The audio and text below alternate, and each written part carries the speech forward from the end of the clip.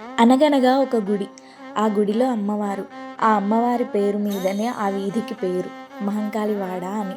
ప్రతి సంవత్సరం శ్రావణ మాసంలో వచ్చే చివరి ఆదివారంలో అంగరంగ వైభవంగా బోనాల జాతర చేస్తుంటారు. చూడ్డానికి కన్నుల పండుగగా ఉంటుంది.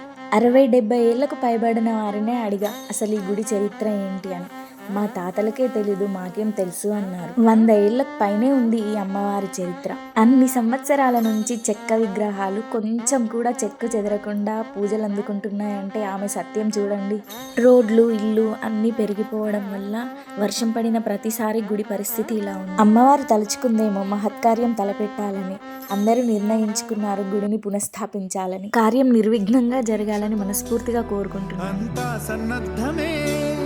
पर्जन्य गर्जनै गगनमने विजयी भव।